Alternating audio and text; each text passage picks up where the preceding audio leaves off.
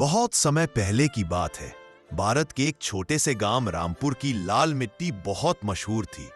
यह मिट्टी केवल खेतों को उपजाऊ ही नहीं बनाती थी, बल्कि वहां के लोगों के दिल भी उतने ही गर्म और सच्चे थे जितनी वह मिट्टी। गांव में रहने वाले किसान, मजदूर, बुजुर्ग और बच्चे सभी सादा जीवन जीते थे, पर दिल से अमीर थे।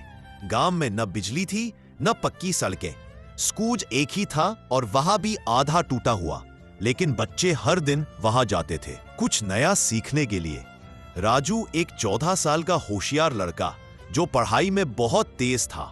धनराज काका, गांव के सबसे बुजुर्ग और समझदार व्यक्ति। सरपंच जी, गांव के मुखिया जो विकास में रुचि नहीं रखते थे। राजू बचपन से ही अलग सोच रखता था। जब उसके दोस्त खेतों में खेलने जाते, वह अपनी फटी पुरानी किताबें लेकर पेड़ के नीचे बैठकर पढ़ता। सपना था अपने गांव को एक दिन ऐसा बनाना कि लोग शहर छोड़कर यहां रहने आए। राजू की मां कहती, बेटा इतना मत सोचो, हमारा गांव तो ऐसा ही रहेगा, यहां कोई कुछ बदल नहीं सकता। पर राजू हर बार मुस्कुराकर कहता, अम्मा मिट्टी वही रहती है। एक दिन खबर आई कि सरकार गांव में एक बड़ा स्कूल बनाना चाहती है, लेकिन इसके लिए गांव वालों को जमीन देनी थी। कुछ खेत, कुछ बंजर जमीन। सरपंच जी ने तुरंत इनकार कर दिया।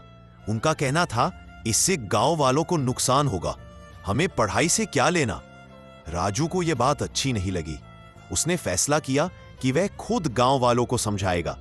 अगले ही दिन वह एक एक घर गया और समझाने लगा, अगर हमारे बच्चे पढ़ेंगे तो वे मजदूर नहीं अफसर बन सकते हैं।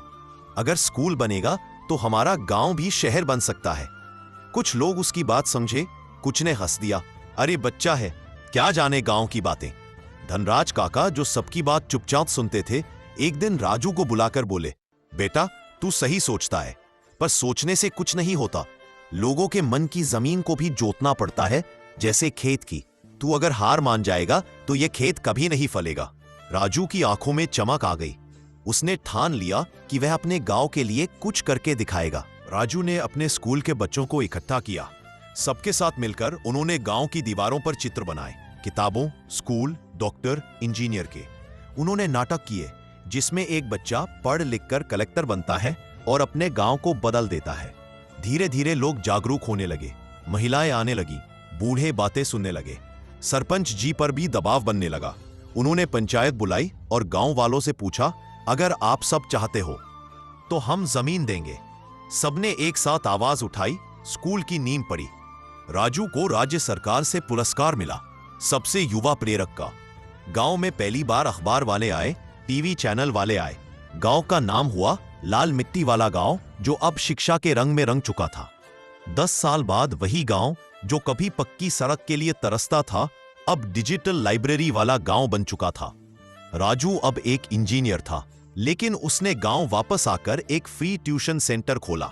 धनराज काका की आंखें भर आईं, बेटा तूने सही कहा था, बीज बदलो तो फसल बदलती है।